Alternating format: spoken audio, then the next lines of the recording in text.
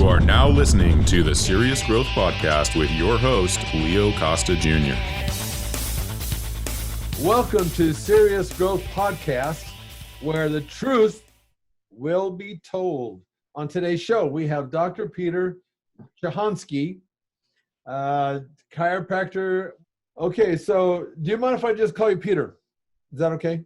Peter, that's what my wife calls me. That's fine. Absolutely. I'll call you what your wife calls you. Okay, I see that you have this ART. I wonder if you could explain what that is for us. Certainly, yeah. It's a specified postgraduate technique in soft tissue mobilization. So it's a technique where when we train, when we work out, when we use our muscles repetitively, body goes into a state of muscles from tear. So it does is it lays down a glue-like substance, and that glue-like substance is there to protect the muscles. At night, when you go home and sleep and recover through your anabolic phase, the body releases that and the tissue is healed, just like a scab on a wound. Or to recover or train, what ends up happening is you don't get rid of all of that glue by the time the next workout rolls around. And then what happens is it begins to layer upon layer. And so what active release technique is designed to do, it's designed to identify that glue. We palpate as a matter of fact, I just got out of the gym and I had a guy come in up to me, and he's going to be a patient of mine on Thursday, and he was pointing at his elbow, the front part of his elbow right in here. And he said, "Man, why does it hurt here?" And I said, "Well, that's a start of a bicep tendonitis. That means you've got too much glue in your bicep. And so now the glue is starting to tighten and shorten the muscle, which is pulling on the tendon, which adheres to the bone. And the more tension you have on that tendon, the more it wants to release from the bone, hence a tendonitis. And so when that happens, you tear tendons, you end up with chronic tendinitises. So what we do is we address that problem by focusing in on where those adhesions develop.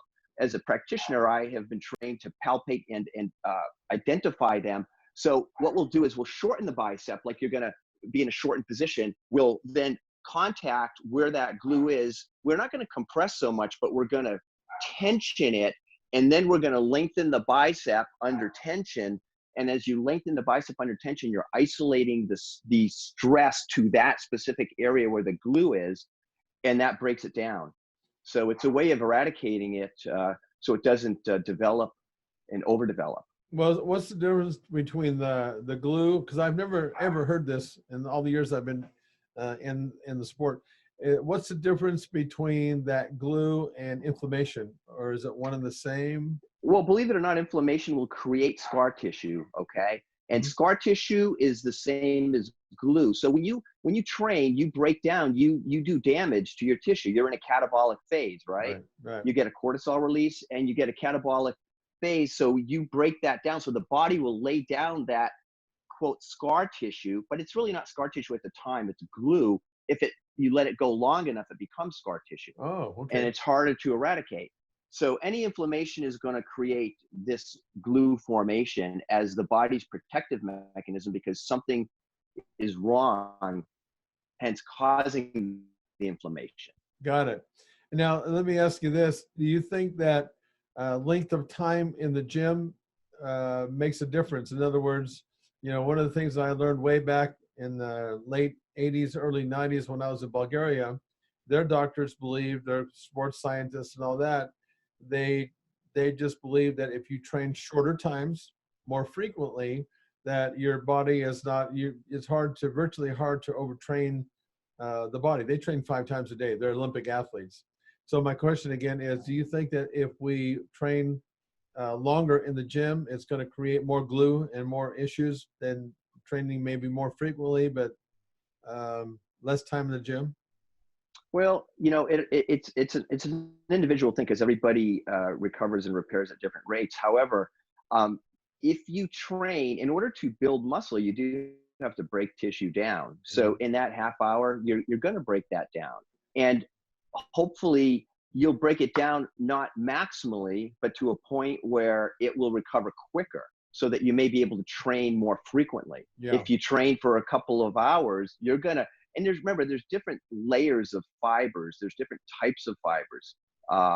type 1, type 2 fibers. And the more you train, the more you dig deeper into those fibers, so the longer the recovery will take. Right. So yeah, there's definitely some validity to shorter training sessions. Plus the cortisol release is going to be, you get a shorter cortisol hit with a shorter session so that your cortisol levels return back to normal quicker.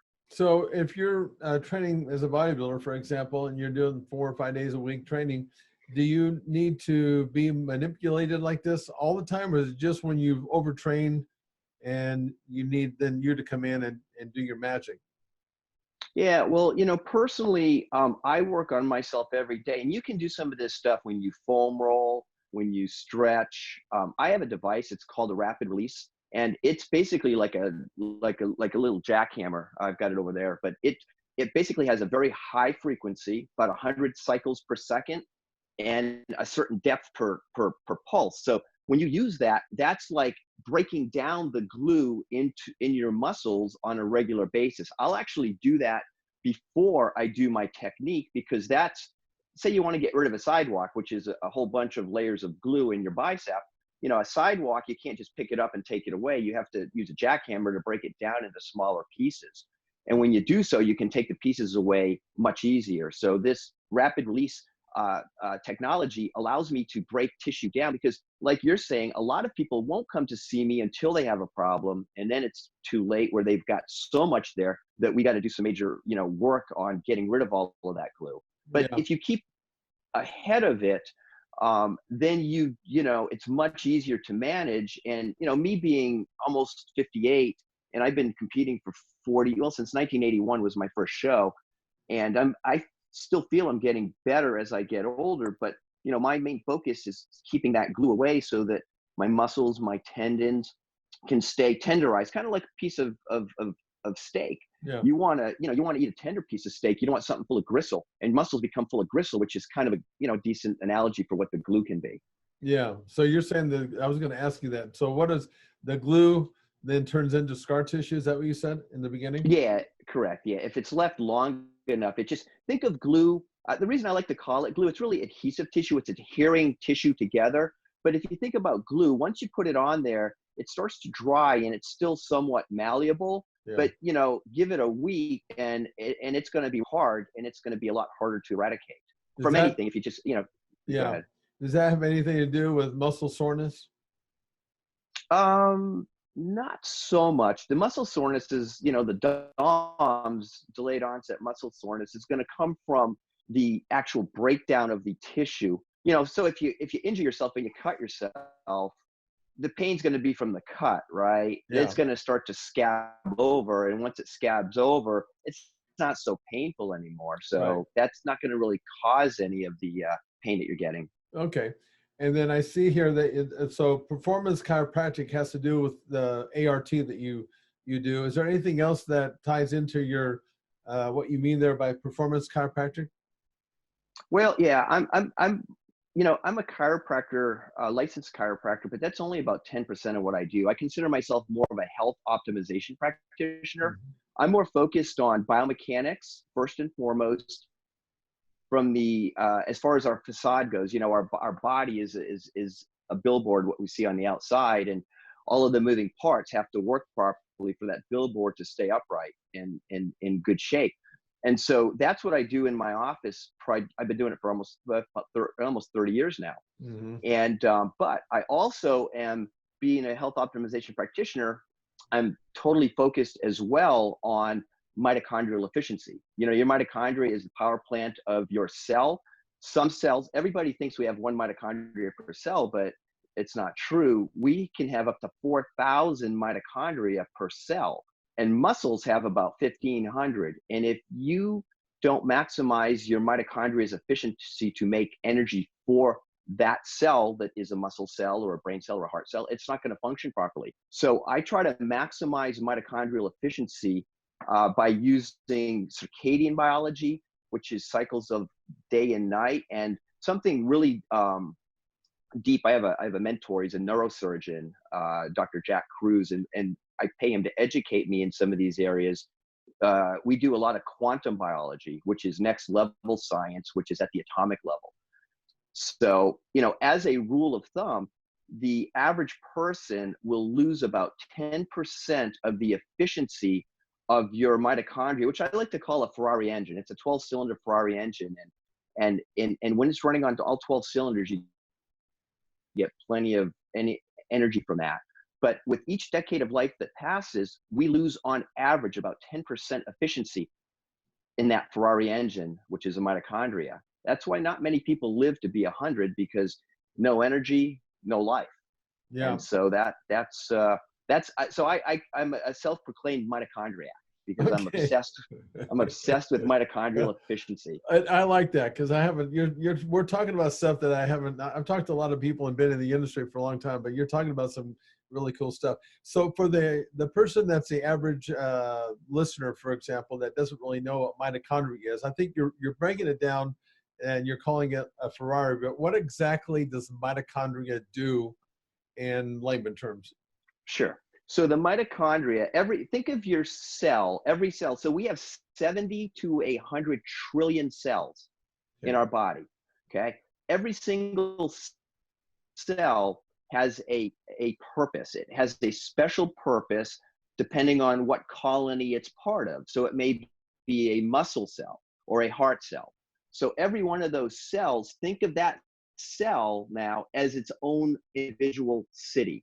Okay. Every city needs to have a power plant to run the city's electrical needs and power needs, right? Yeah. So your mitochondria is basically the power plant of your cell. So it makes all of the energy for that cell to be viable and to work properly at its specified purpose. For a muscle cell, it's got to contract and relax, and it has lots of those things to do. So that's what a mitochondria will do, but every muscle cell will have up to 1,500 of these power plants. Wow. Yeah. Pretty involved. Yeah. Okay. So, that helped break it down. That's good. Now talk to me a little bit more about the circadian, this is a day and night, I guess it's a technique. Yeah. Circadian rhythm. Using? Okay. Rhythm. So what does that mean actually?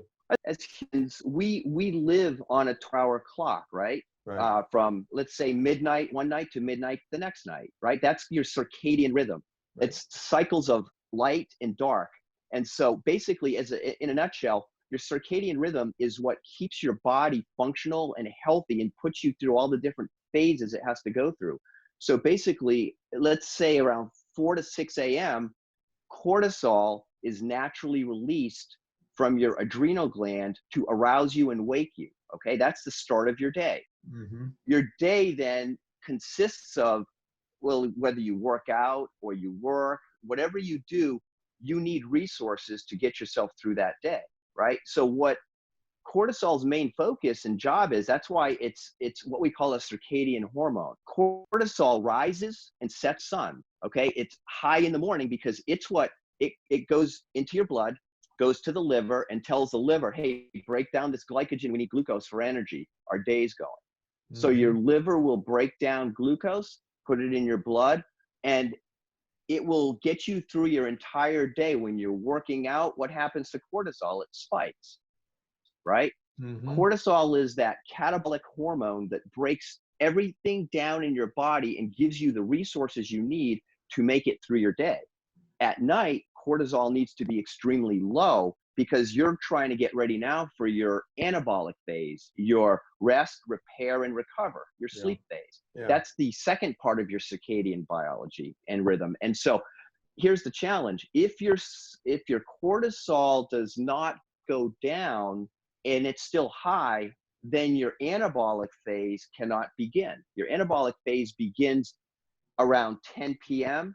and you get your biggest spikes of other hormones like testosterone, growth hormone, melatonin happen at night. But if your cortisol is high, it will blunt that anabolic effect. So a lot of people will under-recover or overtrain, maybe not so much because of everything they're doing in the gym, but because their circadian rhythm is not right. And you have to get that right in order to recover properly. Okay, so that's in a nutshell. It's a 24-hour day-night cycle. Yeah, that makes sense. That's good. And I've seen this actually on commercials on TV where people that are blind, they have issues with that, right? That's circadian. Right, because right, there's a 24-hour. They actually don't see. So, but their biology, believe it or not only our eyes have photoreceptors, our eye is a camera, right? But it's also a clock. It's our master clock. It receives signals of light, which then, and this is again, some of this quantum biology, this light, blue light especially, we have all heard of blue light, and it's probably not a good idea to be in front of a computer at night. Actually, the glasses I have on now, I don't have a prescription, but these are blue blockers. These will block any blue light that's artificial coming into my eyes that will tell my master clock behind my retina that it's a different time of the day than it actually is. No Okay, kidding. because yeah, so this is what I teach in my practice. So, you know, back to back up a step, you get back to the circadian biology and circadian rhythm. The sun rises around 7 a.m. right now, right? So the sun is what we call diurnal. The sun rises and sets. And you'll notice the sun is orangish in the morning and also at night. It's a different color as it rises. It's a different heat. And so our biology, our eye, as well as our skin, but our eye specifically picks up the color temperature of the natural sunlight at sunrise. It's measured in a measurement called kelvins. Photographers know what a Kelvin is, right? But Kelvin, so at sunrise, the temperature of the blue wavelength of light at sunrise is 1800 Kelvin. That is basically the equivalent of going out to your car, putting the key in and turning your engine on, starting your engine to go somewhere. Kelvin in your brain is it turns on all the mechanisms as to what hormones to start producing, what hormones to shut down. And so as the sun rises, the color temperature changes from 1800 Kelvin at sunrise to 16,000 Kelvin at sunset. And what that does is all day, that's telling your biology what time of the day it is by that wavelength of blue light. And blue light that now we think is really great to live under is all LED light, right? LED is the straight blue wavelength of light. That's all it is. And it's all, and so your computers, your phones, your televisions are all backlit with LED. And whenever you're looking at that, say 6 o'clock in the morning, what every LED light is manufactured at color temperature wise is about 55 to 5700 Kelvin, which represents solar noon. So when you get up at 6 and you decide to see who called or who texted, then you're looking and your brain does not discern whether the light is natural or artificial. It's only reading the color temperature. So if it's reading 5500, what time do you think your brain thinks it is? Noon. And so all of the very important things that happen from sunrise to 4 hours later get sped through because your brain's trying to catch up as far as your master clock goes. And the first 4 hours of daylight are the most important for all of your hormones to be made. You actually make melatonin in the morning. You make most of your hormones in the morning, and then that gets shut down. So whatever is in your tank for hormones, that's what you get for the rest of the day. So if you don't do morning properly, then you don't have as much fuel. You may only have half a gas tank in your car, and you only go half as far. That's why a lot of people will get tired later in the afternoon. Yeah, interesting. What about like when people work like night shifts? Can you retrain? So the rhythm and we had a little delay in the clip here, but my question is for the people that are working like a night shift where they have to, because when I was younger, I worked on a dairy. Sometimes, you have to get up in the middle of the night to work. So what about those people that are on where their sleep cycle is actually flipped over? Now, does the body become dysfunction, and does it adapt to that rhythm, or are you always screwed up on that because of that? Actually, you're always screwed up. If you look at the statistics, graveyard workers average lifespan is probably 10 to 20 years lower than the average lifespan. Holy it's a big problem. Yeah, it's a big problem because now these days at night you're under fluorescent and LED. So should you be having any melatonin? Melatonin helps you sleep. No, because your brain thinks it's noon. Yeah. So it's going to spike your cortisol. So what ends up happening with cortisol? you end up with, you've heard adrenal fatigue, chronic fatigue. You end up with a big mismatch with cortisol. So it's a massive problem. And all of my patients who are graveyard workers, I know they have to make a living, but I warn them of this. I have a lot of firefighters as patients, and they are some of the least healthy people in retirement and they die really early for the same reason, because they're not up every single night, but their circadian biology gets so messed up because they're 10 days out of 30 is usually what they work, but most of them work a lot of overtime. Yeah. So it's actually a massive problem in our world. Interesting. So is there anything that these guys could do, for example, to trick the body? Like if you listen, sometimes you can't help, when you work. I mean, if you're that person that's doing that kind of a job, is there anything proactive that you can do for somebody like that? Yeah, absolutely. What you can do is, one of the most important things you need to do is you need to cover up as much skin as possible, because not only do your eyes have these photoreceptors, but so does your skin, so does your subcutaneous fat, and so do your blood vessels. So when you receive this light, it does damage to your biology if it's artificial light and you're under the influence of it for long periods. So I have them cover up as much as possible, especially right here, thyroid gland. Your thyroid gland is right under your skin. That's why a lot of thyroid problems happen with a lot of people that use do a lot of computer work. Okay, you can have that sort of a problem.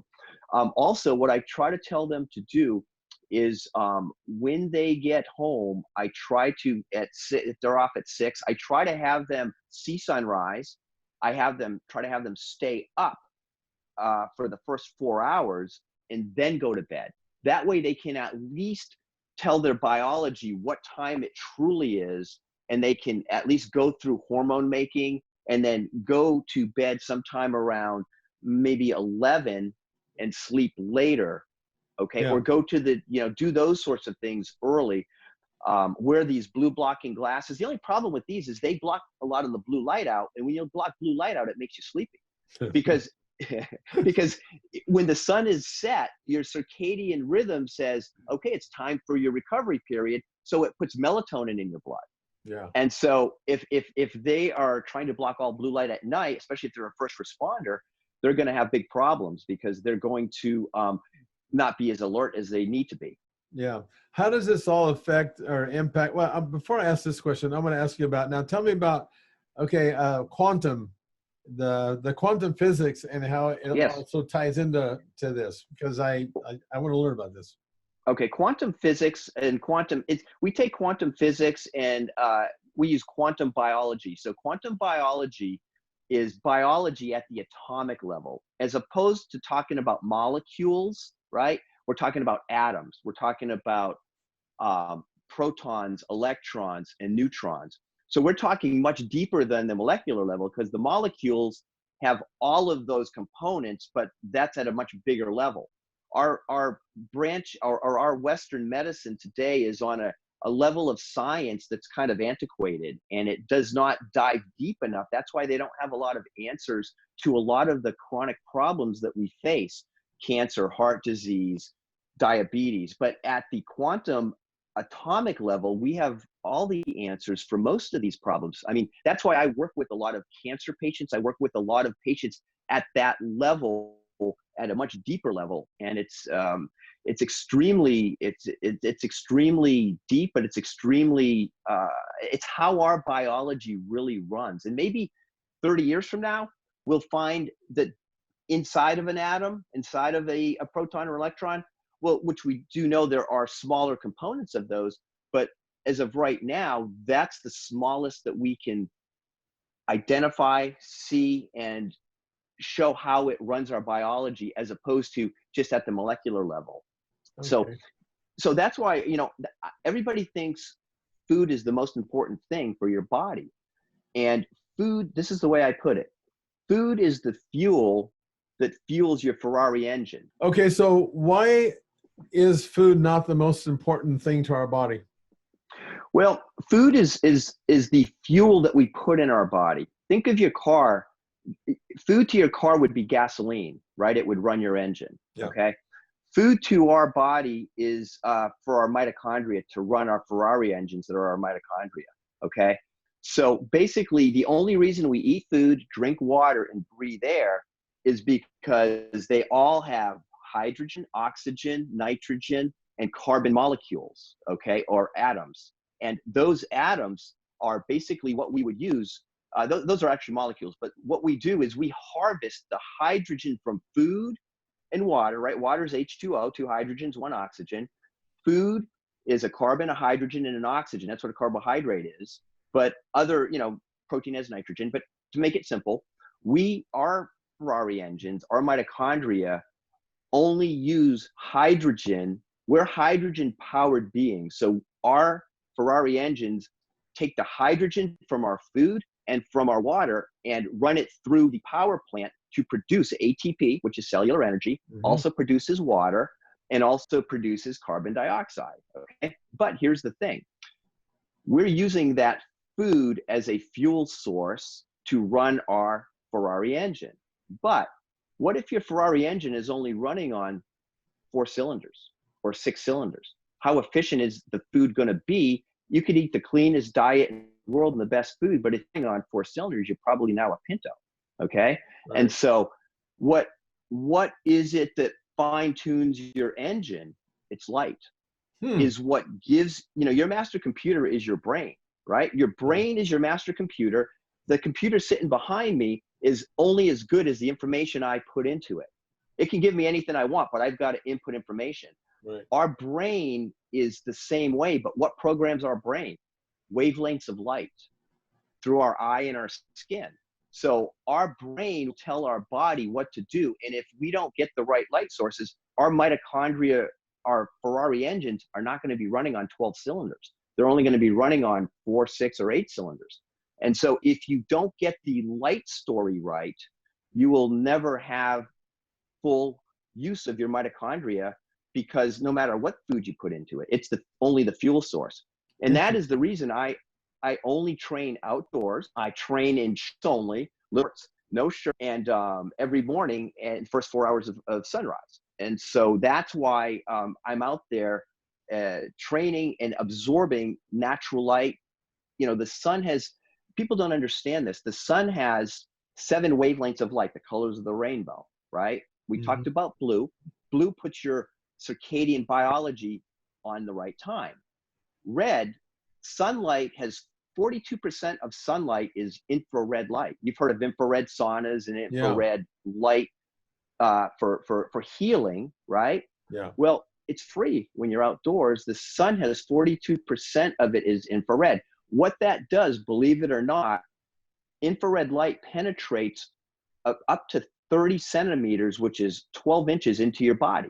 Wow. When you expose your skin to it outdoors in natural light. And so what that does, though, your mitochondria, your Ferrari engine has 5 pieces of equipment. And those 5 pieces of equipment have to run efficiently in order for the hydrogen from your food to maximize your energy. One of those pieces of equipment, it's the 4th piece. Let's think of a factory, and you have 5 pieces of equipment, Planet Fitness, 5 pieces of equipment, and you go down and do a cycle, 1st, 2nd, 3rd, 4th, and 5th. Well, hydrogen comes in, gets processed on a conveyor belt to the 2nd, 3rd, 4th, and 5th piece of equipment. And the 5th piece of equipment, believe it or not, it's a nanomotor that spins at 9,000 revolutions per minute, faster than your car. That puts water and carbon dioxide together, set into the cell for energy.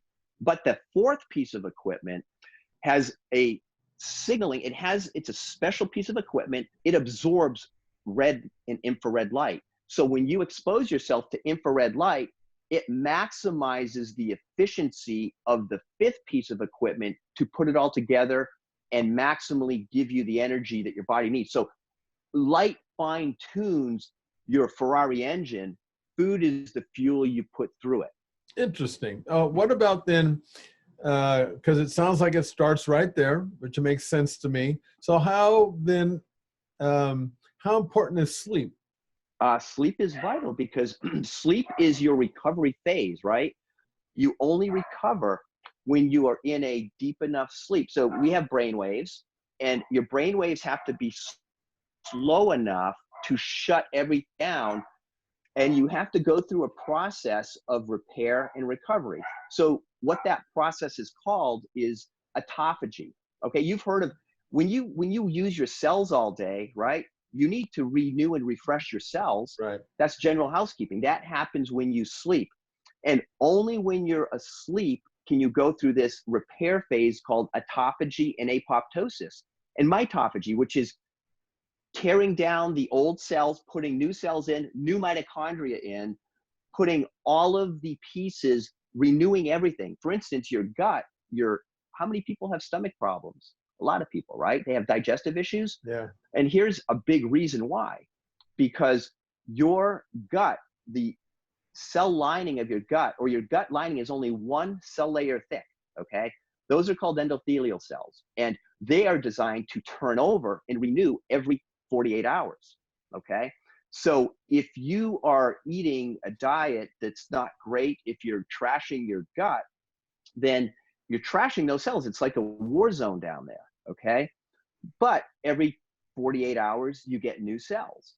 But here's the big problem, and here's the challenge where it brings light back into the mix. That's only if your circadian rhythm is on the right time, because your brain has to know 48 hours has passed. Yeah. So if you are indoors all day under artificial light, then what's happening is your brain is telling you it's 12 o'clock noon in the middle of the summer, like Groundhog Day. Yeah. All the time.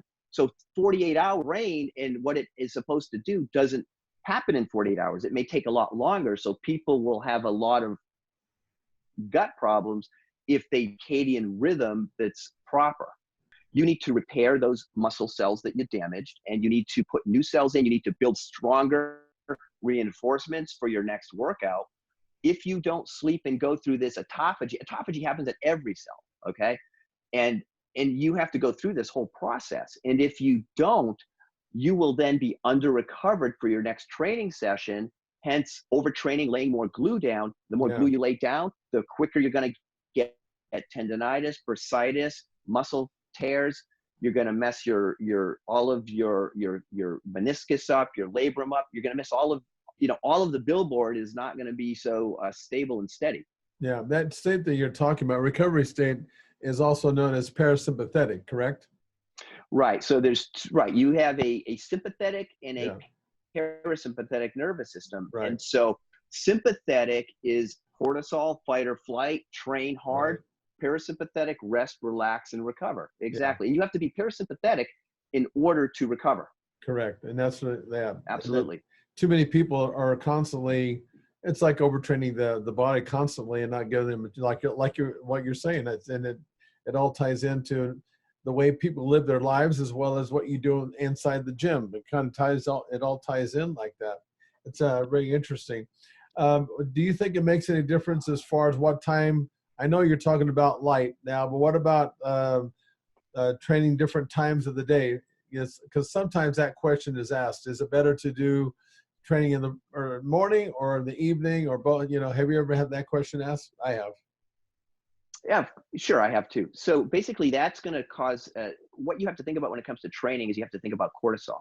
Remember, you want cortisol as low as you can at night, right, before you go to bed. Yeah. So if you train too late, it's okay to get a cortisol spike when you're training, but the key is how fast do you recover from that? How fast can your cortisol levels get back down to where they need to go so that you cannot blunt your anabolic phase? Yeah. So, you hear a lot of people say when they train at night, it's harder for them to sleep because they're kind of amped. Right. Because, that's still cortisol, fight or flight in their system. So everybody's different. And so I like to train early because of the reasons I stated. I want to be outdoors the first 4 hours of sunlight, and that's a perfect opportunity to hit all my bases. Yeah. But I understand everybody has to work. And so, training between 4 and 7, which is the most common for a lot of people after work, that's fine. As long as, give yourself 2 or 3 hours before you're going to go to bed and let your cortisol level.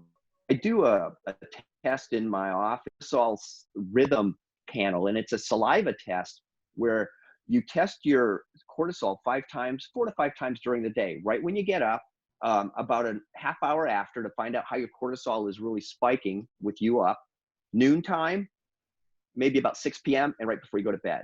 And you want it obviously to be the highest in the morning. In, you know, numbers wise, you want it between 14 and 18 in the morning, and you want it about 1 or less when you're going to bed. So if you're training and you're not getting the results you want, you're not recovering properly, you know, you could do a 24-hour cortisol cycle, you know, and see, are you lowering your cortisol enough so that you don't blunt your recovery zone? I like that. I've never heard of that, that test like that. Can I just get that, or can someone just go to like a pharmacy or like a Rite Aid and get something like that? No, you usually have to get it from a practitioner, but these days you can do any lab test online, practitioner online. You know, go to a website like labtest.com or anylabtest.com. There's a million of them out there, and you can just put in there what you'd like, and there's a medical doctor on staff that will offer. That's interesting. They'll send you the kit. You can saliva kit. So you do it at home. That's really interesting. What about the, is there anything that you can do with supplementation to speed up recovery? Do you believe in that? So when we're creating this adhesive tissue and glue, right, what ends up happening is that glue is a protein-based substance that's non-living. So there's enzymes that can break that down faster. So if you, and these are called proteoprotein, lytic is lysis, breaking down of protein. So one of the ones we use is called serapeptase. And I will take that twice a day on the days I train. That will allow my body to get rid of this glue quicker. And so I can, as I'm recovering, I don't have to worry about that glue. But obviously, free-form amino acids are something I really love. I'll use a lot of free-form amino acids because, you know, there's the way that I see it, every single cell of the 70 to 90 trillion cells in our body, there's 60 minerals and trace minerals. There's 16 vitamins. There's 12 amino acids that are essential, and there's 3 essential fatty acids. So you have to get all of those somewhere in your diet, okay, and in order to recover. And so I do a free-form amino acid to cover my bases there, because you're breaking protein down, so you want all of those versus just taking branch chain amino acids, right? Because branch chain, it's just 3 amino acids: leucine, isoleucine, and valine, and you need all 12. So I like the free-form, and I take those probably 2 or 3 times during the day after I train. Okay, how about before? Before I do the serapeptase, Okay. first thing before so you have to take it on an empty stomach. And I train fasted. I'm a big fan of the anabolic diet. You've probably seen this book. Yep, I have. Right, the anabolic solution, Maro's stuff. I've been following Maro, but I met him about 20 years ago, and so I do a lot of anabolic solution. And basically what I do is I kind of have my own template where I intermittent fast for about 14 to 16 hours. And I put my feeding into a smaller window, about an 8 to 10 hour window. And that allows the body to recover and go through more of an Etapa G recovery cycle. So I train fasted. I don't eat my first meal of the day till about 3 o'clock. And I eat my last meal about 9 o'clock, between 8 and 9. I eat twice a day. And I'll always do a high fat meal for lunch. And I will also do a high fat meal. It's a carb cycle similar to anabolic for my nighttime meal. However, if I'm going to train the next morning, that's when I will carb backload. I'll backload carbs for my morning session. So I'll be full of glycogen for my session. So in the morning when you get up, I don't need any fuel. Right. Cortisol is going to put glucose in my blood already. Yeah. I'm going to train. I'm going to release more cortisol. I'm going to have plenty of fuel. I've got a glycogen store, and I'm using fat as a fuel source. I'm using red light from the sun to make energy efficiently in my mitochondria. So I don't really need fuel. That's why I stay lean year round. I mean, I'm usually 4 to 5 pounds above stage weight year round. And I get stronger and stronger because I'm able to recover, and I'm able to utilize, in the gym, I have no problem and I go and do all my shows this way. I did World Championships in June in Greece this past year, June 8th. And I did 6 shows right through the Natural Olympia in November. And so for me, it's no big deal because of all these things that I follow. What I like about what Mauro talks about, and a lot of people don't understand this, as he says, is that most people think that you have to have carbs right after a workout. And if you listen to what he says, if you have carbs, what do carbs do after your workout? They go back to restore your glycogen that you used, right? In your liver and in your muscles. But as soon as you fill, this is the anabolic phase, right? You're getting protein synthesis happening. All of this is happening, but only until your glycogen stores are full. And Mauro will tell you that basically, if you minimize carbohydrates after a workout, you will extend your anabolic phase for hours. And so because with gluconeogenesis, your body, there's no such thing as an essential carbohydrate. Your body has factory equipment to turn protein, especially glutamine, into sugar. Right. So you'll gradually restore your glycogen, and Mauro will tell you that if you can do it over a longer period, you have a longer anabolic phase to grow and recover. So that's the biggest part of the anabolic solution. And of course, he will cycle it a little bit differently. I'll carb backload before each workout.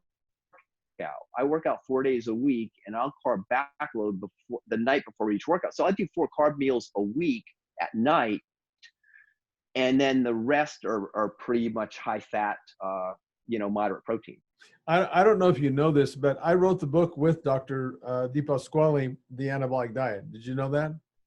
Yeah, I did. The anabolic diet. Yeah, I did. Well, when I knew I was going to come on with you, and I listened to a couple of podcasts, so I had heard you talk about it. So yeah, I know you have worked with Mauro in the past, and he's a sharp guy, man. And Platts and Mauro was kind of those guys. Yeah. To this day, even back then, I just listened to him speak not too long ago. But to this day, he'll tell you, he tries to do seminars, but it's so complex and so in depth that people fall asleep after 5 minutes. I know. But I love the stuff. I mean, to me, that's my wheelhouse. Oh, yeah. I loved it. I competed on it for 5 years, and I really understood it. I'll tell you what blows me away. Maybe you've run across this. There's so many people out there. Keto is a big thing now. It's a big buzzword now in the industry. But I am surprised how so many people they call themselves keto coaches and this, that, and the other. They really don't understand the actual diet and how I never hear anybody talk about how the metabolism gets flipped over to free fatty acid. I hear none of this. And I don't know if it's because they don't know or they just don't want to get into that side of it. But no, I learned a lot from Mauro. And of course I did that. I was kind of like the guinea pig. I was the guy in the gym, and Mauro put me on this. And then of course we tweaked it to where, of course, we know it takes 3 days for your body to flip its metabolism. I was doing a 52. Monday through Friday, I was on the high-fat diet, and then I carb load on the weekend. And it was the best. That diet got me in the best shape of my life, because what was making sense is that my body was used to that rhythm, and I knew exactly when water was going to spill over on the weekend. Of course, most competitions are on the weekend.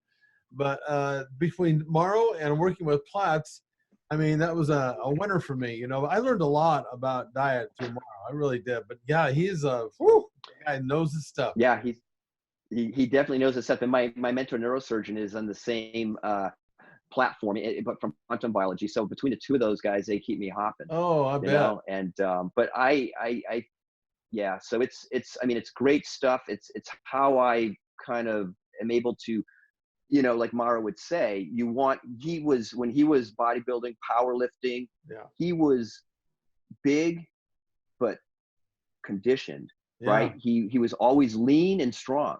Yeah. And because of that, and I'm not a big guy, so I like to maintain as much lean mass as I can. And if you put on too much body fat in the off season, you lose a lot of the lean mass trying to get rid of some body fat, right? And so I'd rather I go throughout the year, minimize my fat so that when I sail into a show, I can sail in and it's not a big problem. I actually have at 57 years old, my competition weight is actually going up each year, which means I'm adding still at 57 more lean, and I'm as shredded as I was, any prior year. Yeah, no, I know, man. So it's great.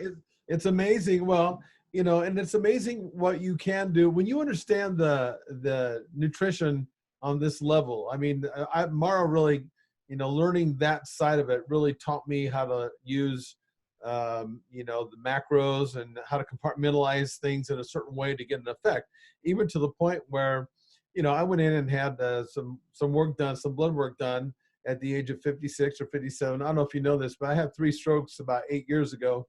I did hear that, right? Within 3 weeks, it paralyzed me, blah, blah, blah. Anyway, so I go into the doctor and they said, well, because I wanted to that was my chance to get a new sort of how I really, healthy-wise, how I really was. I took every test you could possibly take at my cardiologist's office. And he said, look, at your age, 56 or 57, he said, overall, you're blocked 30%. And I thought that was horrible, and I still do. And he said, no, it's we don't even start addressing stenting or medication until 70%. And I thought, what the hell? Why are you waiting that long? Anyway, point is this. That next year, all I did that next year, because I had to have something, Peter, I never had any problems with hernias or anything like that until I had these damn strokes.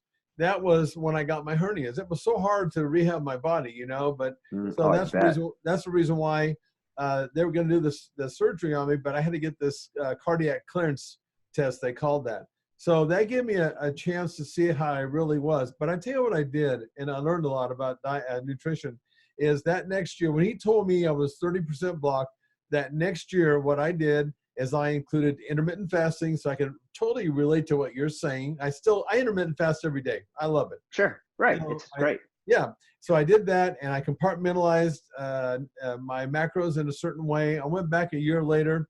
I reduced the 30% by another 20%. The doctors were just like shocked, because of course, to lose the 30 from 30% to 20% is like losing the last 5 pounds. It's harder than when you're blocked 70 or 80%. So that tells you how powerful this all is when you put it all together in the right order. And I think one of the things I've gotten out of this interview with you is how important that really is to get synced up and to get your body synced up, so it can perform at its max. That's hugely important. Yeah, perform and recover at its max. I think we only spend an hour or two in the gym, but it's what are you doing the other 22 to 23 hours that's also vitally important, because that's gets you back into the gym in the state that you need to be in to maximize your performance in the gym. Yeah, amazing, man. I tell you what.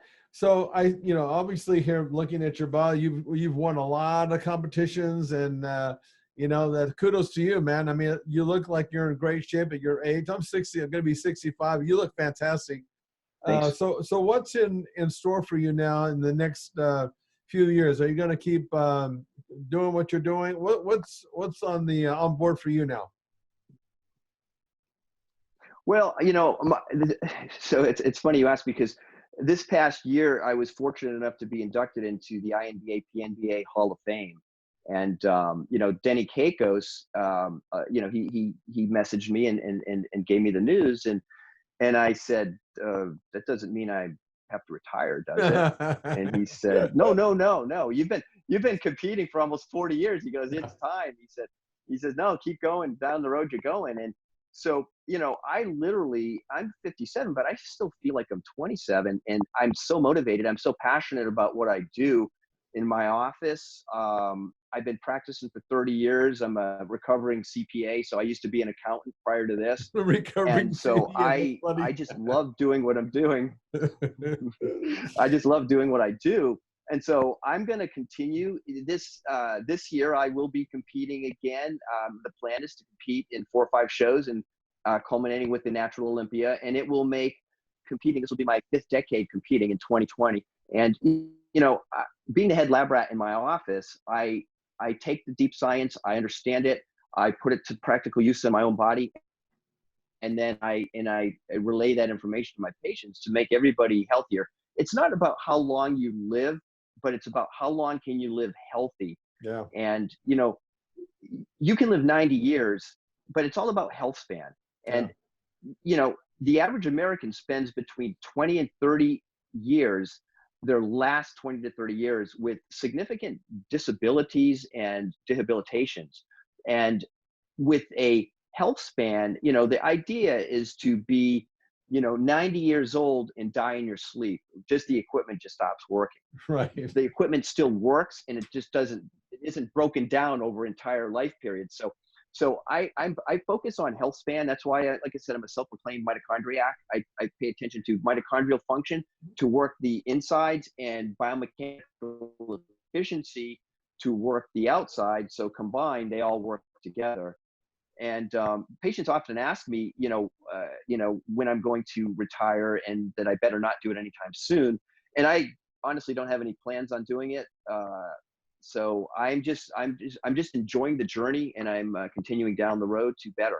Well, I have to tell you something. Me being at my age, just a little bit ahead of you, I can tell you this. I think the thing that saved me is bodybuilding, for sure, because it's taught me a lot about the stuff that you and I have been talking about.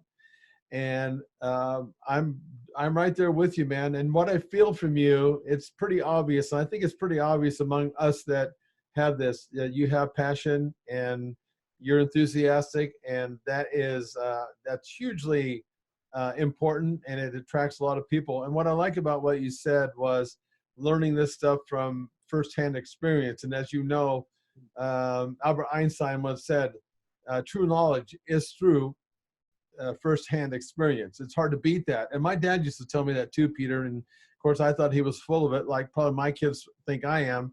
But he said it in a different way. He said it, and he said it's hard to replace firsthand experience. That was his deal, And I'm happy to tell you now, at this age, as we're wrapping this thing up, is I'm going to be 65 in May, a couple months here. And I went to my doctor's office because every once in a while I like to get a full panel of blood workup, And here's what he told me, and it probably made my day bigger than any day I've had in a while. He said, Leo, he goes, your panel, you have that of an 18-year-old male, and that goes down to the testosterone levels and everything else. Awesome. And I tell you what, that's kind of what maybe you can appreciate this a little bit more than younger people. And absolutely. And even after all these strokes, because I did my own rehab. I was like I said, bodybuilding saved me. I thought I was, I guess, confident or arrogant enough to think that I could rehab myself. After the first visit with a PT, when he wanted to get me functional, I said, oh, hell no. I want to get full 100% recovered. And I'm just really happy to say, I think this is where you're at too, and you will be. At the age of 65, knock on wood, I don't take any medication, none. I still walk upright. I go to the gym every morning. And, so far the quality is there. And I totally agree with you on that, because I've seen too many people linger. It's no good.